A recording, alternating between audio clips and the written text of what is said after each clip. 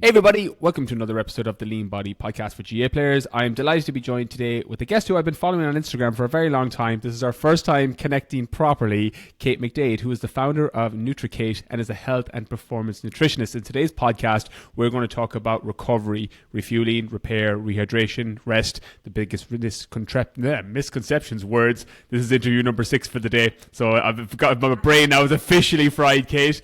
Welcome to the podcast. Oh, thank you so much. I'm delighted to be here now and looking forward to getting into the thick of it all.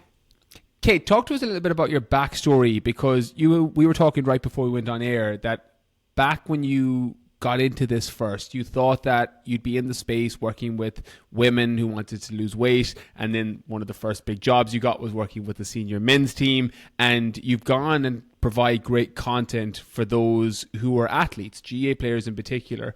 Talk to us a little bit about that backstory and what got you into nutrition and how you I won't say fell into, but transitioned into working more with athletes.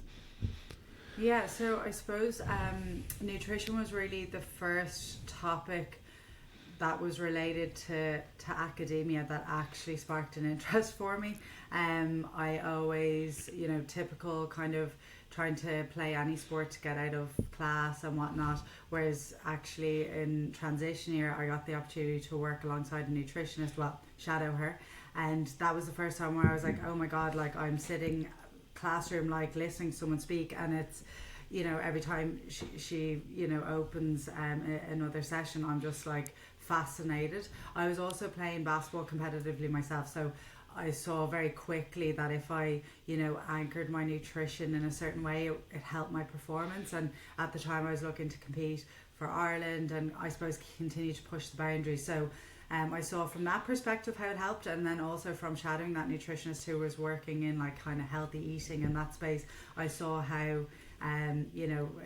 general population could benefit too. So from that point onwards, I kind of knew what I wanted to do. I worked in a consultancy in the UK after I got my master's. And there I was working in kind of the body composition, weight loss space. To be honest, I knew I wanted to do nutrition. I never thought exactly where that was going to take me. I knew I always wanted to have my own business. And yeah, I suppose as you mentioned, I found myself back in the throes of sport, which obviously having done a master's in sport and exercise nutrition, that makes the most sense.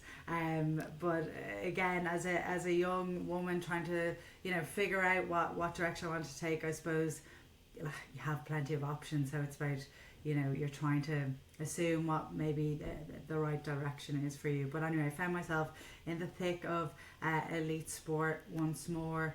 And I myself was also playing in that space too. So, it makes perfect sense, that I was to be back there, and, it has worked out quite nicely. And to be fair, over the last nearly 7 years working, under the NutriKate brand, I've had so many fabulous opportunities and great experiences, and, really felt so blessed to work with the athletes and the teams and the individuals I met along the way as a result. So it's been great. Yeah, I've seen you do a lot of personal nutrition support, corporate nutrition support on top of the team. So it's nicely diversified in terms of all the different people that you get to work with. I'm curious because you played high level sport yourself. I saw a picture that you posted. It was like a 5-year flashback from Facebook. It was like a GEA photo of a ladies football picture. Before we get into the 4 R's of recovery, what was the biggest nutrition misconception or mistake you made in your early career? And the reason I ask this is from talking to hundreds, probably thousands at this point, between clients I've worked with, athletes that I know, having played myself, they're nearly the same mistakes that people make. What was the biggest one you made in terms of nutritional issues or mistakes, particularly when it came to performance? Yeah, really, to be honest, there's a list of things that I could probably go through, over my career, but certainly in I suppose the one that probably stands out to me the most, and the one that certainly took the most time for me to really grasp and understand, and I suppose look at from a full picture, which is actually what I ended up doing and do with so many athletes that I work with, is really understanding, the energy demands of the game, but also from a recovery perspective and trying to capitalize on. And it's fitting that we're obviously going to start talking about recovery now in a few minutes, but really understanding that element of yes, the protein and the carbs, but also from like an overall energy intake standpoint, and making sure that they were aligned. So it was probably not listening to myself and my body as much as I should have, and I definitely have a lot more respect for that side of things, and I suppose maybe that's the maturity element as well. As you get a bit more experienced and you get to know yourself a bit better, that maybe is a little bit easier to identify. And I suppose that's what part of my role is with the athletes that I do work with, or the individuals, if they're looking to improve their health, is to help them understand what they're feeling, why they might be feeling it, and how then to support them on that from the dietary side of things. Let's use that then, because it ties in perfectly with the 4 hours of recovery, refueling. Talk to us about the importance of refueling and some of the biggest mistakes people make. Yeah, well, with refueling, a key thing there, being the carbohydrate side of things. Like, very often when we think of recovery, it's protein that we think of, and yes, that's extremely important for a muscle repair standpoint and a training adaptation standpoint, but carbohydrates really are super important, particularly for those of us who are training at an intense level, have a lot of training sessions within the week, have quite a demanding schedule. And the more, I suppose, intense that schedule is, the more intense that training load and volume is, or that session was, the more carbohydrates we're going to need to help from the refueling standpoint. So in light of that, the biggest mistake I see people make is freaking finishing a session late in the evening and coming home like just getting their backside straight into bed. And yes, sleep super important from a recovery standpoint, but we're skipping a whole whether it's half an hour to an hour between finishing a session and getting yourself to bed. There's a whole opportunity there that's missed by not trying to capitalize on your refueling from a carbohydrate standpoint, your recovery from a protein, and indeed your rehydration from a fluid standpoint. But certainly getting carbohydrates on board to refuel is really important, particularly if you're going to be training again the following day, or have a load of sessions to come within the coming days. Yeah, I found that I had to experiment a little bit with those late night foods post-training. For me, the sweet spot was oats and just a protein shake, or a protein powder, taking a scoop of protein with 50 to 100 grams of oats. I found if I had meals, I didn't sleep as well, and then it negatively impacted my food. So do you have food preferences, particularly in that example when it's late night eating? Because a lot of players will have either, especially college games, are late at night, but training sessions in particular tend to roll into an evening and you might have to be up earlier in the morning. So what are some of your preferences when it comes to food choices there, Kit? Yeah, so an easy win, and again, it's like exactly what you highlighted there in terms of, understanding what actually is working, what's not working. So while, say, a big evening meal isn't working for yourself, and it has a negative impact on your sleep, which is going to impair recovery and ultimately your performance, thereafter. That's not the case for everyone, but what I do find, so first it's identifying that, oh my god, well, I've been ploughing food into me and actually then I sleep like crap. Am I doing the best thing here? So if you've identified that you're not, a really kind of useful options, or what I find works quite well, are your recovery shakes where they've got like a 2-to-1 carbohydrate to protein mix, the chocolate milk or flavoured milks can be good too, because again there's usually there is a high carb content. You'll get your protein there as well. Convenient options like, say, overnight oats, they also can work quite well in cases where if you're I suppose you want to get something on board ASAP to get home, to get organised for bed. Overnight oats, or there's something that can be packed in your gear bag. So particularly if you're someone, like you mentioned college there, Brian, like if you're someone who's getting a lift home, you can eat that on the way back. So then when you get back, you're organising yourself for the next day, showering and the likes. So that can work quite well. Or a smoothie where you've got your whey protein added in there, or your Greek yogurt, so you're getting your protein, you've got your oats and whatnot, fruit and the likes in there as well. So usually anything that's convenient, and normally it takes the form of fluid because it's killing all those, bar the resting part, but it's killing that with one stone, in that you're getting your fluid, your protein, your carbohydrates, provided you're adding the right ingredients to it. That's great advice and a perfect add-on, because a lot of players who will struggle with that. When it comes to just the everyday training in our matches, would you go with just a normal complex carbohydrate and an easily digestible protein source? Do you prefer simple sugars directly after training, a combination? What's kind of the protocol that you like the most, Kit?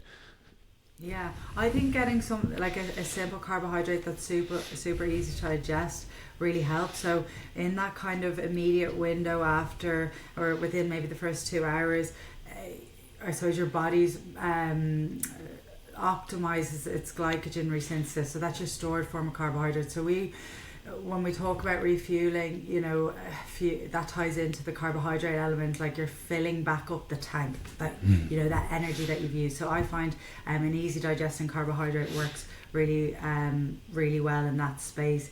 If we're not talking about the that kind of immediate period, so if you're in the position where you can get something quickly on board to initiate that recovery process, and then maybe a couple hours later, well, that's when we can start to look at maybe more complex carbohydrates. For the most part, that's normally how I'd operate. So that's like going back to the likes of your Muju milks or your recovery powders. That's where they become really useful, because they are simple carbohydrates, and sometimes and again, it depends on this circles that you're in, or the space, or what you're maybe who you're following online. Sometimes sugar can be a negative, maybe we might have a negative connotation to that, but understanding that carbohydrate, sugar is a form of carbohydrate, and that it actually serves a purpose. That's maybe something to point out too, that it has a role in that space. So it's not to maybe let you put it off when it's used in the correct space. Out of curiosity then on that, because glucose powder, dextrose, anything along those lines, simple sugars, I've always historically been a fan of using them pre, during or post workout, within that window of time of training or games, generally, as opposed to other times during the day, purely from a performance standpoint. What's your thoughts on using simple sugars within that window, or do you think there's a time and a place for them outside of that as well? Well, that kind of ties into things like maybe those more palatable foods that aren't overly nutritious, like your jellies or your cereal bars. They all kind of factor into the same place. Like they're easy forms of carbohydrate to digest, and they serve a purpose. So like for me and my experience, my personal preference, I way prefer to have like jellies over drinking like a sugar solution. That's my preference, that's how I roll, but they're all serving the same purpose. But I definitely think like I'd be most inclined to include them around that kind of training or match period, where they've got a function, they've got a role, and and they're going to serve a purpose and a use to you there. Something I made as a mistake, first-hand experience, was when I was coming up first, kind of early 20s, and I was kind of a geek on nutrition, but I wasn't certified or qualified in nutrition. I was just kind of going off things I was reading. I was like, no sugars, I'm going with complex carbohydrates. But the problem with complex carbohydrates, for people listening, and they 80% of the time are going to be absolutely phenomenal. They're high in fiber, but that high in fiber generally isn't what you want coming into a game. One, you don't want your stomach being completely bloated, or you don't want to have to go for a bowel movement midway through a game or through a training session. So that's something to keep in mind with potentially utilizing simple sugars as well, I think.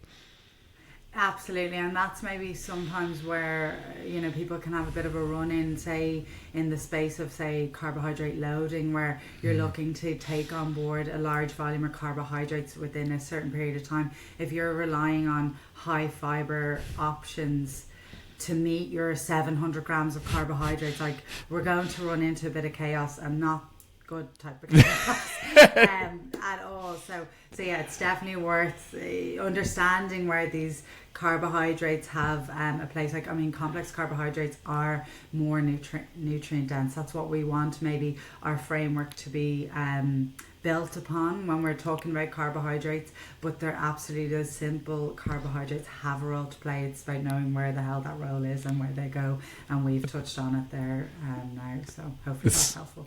It's so funny. I had Robbie Hinshaw, who plays competitively for Ireland, a rugby team, on the other podcast, the Brian Keane podcast, a few years ago, and we were talking about our carb loads, and I was doing it before championship games. He was obviously doing it before big internationals, but he was like, we both look 6 months pregnant the day before our game. And I'm like, well, that's a sign we've done an effective carb load. That was a joke. That's not a sign you've done an effective carb load. You shouldn't look 6 months pregnant when you're a 10% male in their late 20s, but just, again, ups and downsides to complex carbohydrates. Everything is context dependent. Talk to us about repair then, Kate. That comes more into kind of the protein, the amino acids. Talk to us a little bit about that. Yes, we want to get some protein on board to help that repair piece, as you mentioned. So when we think about training, we're looking to get an adaptation. We're putting our body under stress and strain. We will get tears in our muscles as a result. We want to make sure that they have what they need to knit back up, and protein plays an important role there in that space. So it's important that we get that on board post workout as well. So again, we looked at refueling in the context of carbohydrates, and I mentioned that if we've got a heavy training load, or if we're going to train again shortly after, that carbohydrate piece is super important. The repair piece and that adaptation piece with protein is important, aside of what your next session looks like. So it's something that we want to, if we want to bounce back from the sessions that we're doing, like anyone who's maybe experiencing DOMs, there is an element where that's just going to be part and parcel with the training that you're doing, and particularly if you're maybe pushing the boundaries, there will be an element of that kind of muscle soreness. But if you're trying to alleviate that, or if you're someone who suffers, extensively from that, maybe that's your body's way of telling you that maybe you're not getting protein on board after your training session, and that might be a knock-on effect of it, particularly if it's like a prolonged experience. Like, I won't say how I know this person, she's not a client, but she does gym, and it's something that's new that she's introduced, so obviously that's a bit of a shock to her body, but her recovery is like dragged out over like 3-4 days, this severe soreness week on week. So I'm like, okay, alarm bells here. You're definitely not doing as you should from a recovery standpoint. And sure enough, there's a little bit of a gap in the form of protein recovery for her. But so that repair piece relates to recovery. So you're looking first, again, I'd normally go, for anyone who likes the numbers, you're looking at probably 0.3 to 0.5 grams per kilogram body weight, or anywhere really between 20 to 40 grams of protein. So that's like a chicken breast, a scoop of whey, and again, where you sit on that will tie into maybe body weight or your bigger goals. So yeah. That's such an important point you made there as well about muscle soreness. I did a separate solo podcast on this about overtraining and strategic overreaching, where when you implement a new training phase, pre-season, gym program, etc., you're going to have an element of soreness at that point. It's when it's chronic or consistent or extensive, that's feedback that your nutrition or your sleep are probably off. Combination possibly of both in some cases. And again, your body will give you that feedback. You mentioned there whey protein, chicken breast, etc. Do you have a preference for protein sources? And again, I know this is so context dependent, but I always think, and I had Evan Regan on the podcast, he does a lot of work with Leinster and with Mayo, the Mayo footballers in particular, and he has a line that I've stolen from him, but I always give him credit for it, that it's food first, but not food only, meaning that supplements can be really useful, i.e. whey protein to top up your protein. Do you have a preference of players getting most of their protein from food and then supplements to top it up, or using whey protein post-workout because of the speed of the increase in protein synthesis from getting that protein shake in directly after training? What's your kind of viewpoint when it comes to the food supplement, particularly towards protein? Yeah, so in general, it's a food first approach for me, and it always has been. But certainly, I would, speak to that point of food first, but not food only. Like, I do think supplements have a role, and particularly in the context or in the context of whey protein, there is certainly pockets where it's super useful. So, that, particularly from a convenience space. So if you're struggling to meet your protein needs, and it might be daily, or it might be every second day, or every few days, it can really fill a void. So particularly, I'm moving maybe away from that, acute workouts standpoint, but say breakfast is a really obvious one for me, where I find loads of people struggle to get some protein on board. So like, say, adding a scoop of whey to your porridges, there, it's done and dusted, or maybe it's to your overnight oats. So certainly, I think, if you're struggling, and or even from a convenience standpoint, whey protein can be super useful. And a misconception there on that front is, that it's only ties into maybe training days, but actually we need to hit our protein needs daily, whether you've trained or you've not. So it can help on that front.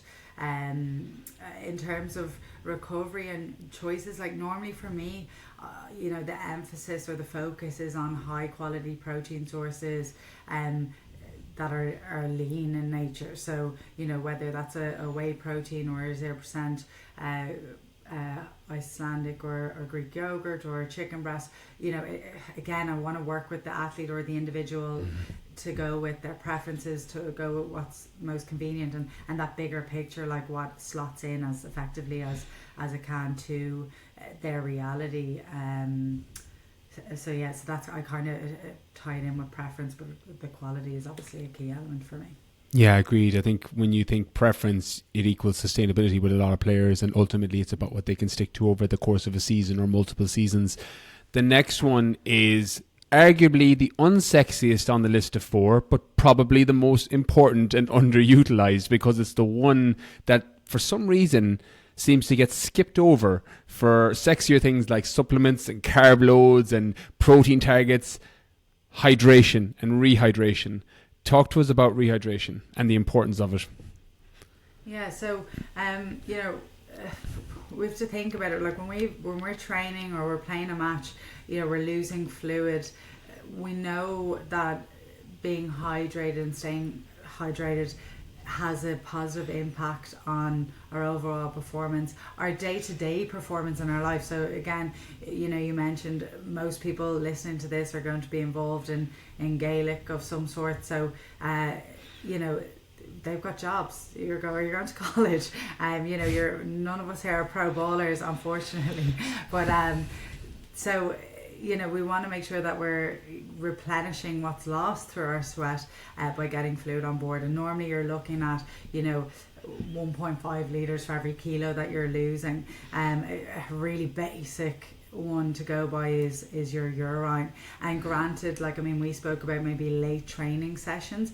It can be that kind of catch-22 where you don't want to be taking a load of fluid on board after a training session, because then you don't want to be up half the night using the bathroom. So yes, there's a line there that we have to be aware of, but it's just also be mindful. Okay, well, if I am going to adequately rehydrate because that kind of window isn't allowing me to, it's being mindful that when you wake up the next morning, that you're on the back foot, and it might need a little bit of extra put, or an extra bit of mindfulness around that space to get you back up to speed. But certainly in terms of performing at your best, supporting your recovery adequately, supporting your overall health, keeping your immune system ticking over as well. That's another thing, like particularly if you've got a heavy training volume and load, sometimes your immune function can be compromised. So all these things feed in, so it's really important that we do take note of it and care on that front. And I suppose from a rehydration standpoint, yes, you're losing fluid, but you're also losing electrolytes, so that's something to bear in mind, like sodium being the key one there that we tend to lose through our sweat, and some of us will lose more than others on that front. But it's just, being mindful that maybe there's some salt in your recovery meal, and naturally, like if you're using any sauces or anything like that, normally will be some sort of sodium present, or you can get some help from the likes of like an electrolyte tab, for example. Milk will naturally have electrolytes also. So again, it depends on your choices, and again, taking everything into account. But it's certainly something that if you want to bounce back from training, if you want to optimize your recovery, it is something that we need to think about. And falling back on the urine chart, I think we've all, anyone who's been in a dressing room, you've seen a urine chart at some point, and that's so basic, but it's so freaking useful, because we all pee. We're all going to be going down, we're all going to be having a look to see what's going on. Use that information, use that colour as a sign to know where you're sit. So if you're pale yellow colour, you're doing a good job. If we're in that kind of darker zone, and naturally you probably will be in the morning, but again, it's just a reminder that that's not how the day should continue on. We want to be proactive on that front as best we can. Yeah, it's funny, in the first book I wrote, The Fitness Mindset, there was two sections that got quoted back the most. One was Burn Fat While You Watch TV, where I talked about weight training, increasing your metabolic rate, etc. The other was Let Your Pee Be Your Guide, which is making sure that you're checking in with the colour of your pee, that you're staying hydrated. So yeah, very peculiar. You get stopped down Shop Street in Galway going, let your pee be your guide. I'm like, I get the context, but it's a weird thing to shout across the street. The last thing I want to touch on, Kate, is rest. And this comes in different shapes and forms. But again, it's the obvious one. And I can put my hand up here because I've historically been a chronic overtrainer. I use Whoop now, so it's not too bad. So I'm able to check in with my recovery. But any Garmin or the Oura rings or any of these devices that can potentially just make you accountable to yourself can be useful. Or if you're just better with that than me and you don't strategically overtrain, or you don't unstrategically overtrain, I mean, where you just rest because you need to. Talk to us a little bit about the importance of rest. It's an obvious one, and people tend to fall on two sides of a spectrum, I find. You have the me's of the world who can't sit down and really struggle with rest, and you have others who are like, yes, I'm good, rest day, no training today, don't need to go to the gym, don't need to train, I'm good with this. Talk to us about the importance of it. Yeah, so I think that's definitely something that I've had to mature around as well, just as particularly as I became on the older side of the panel and whatnot.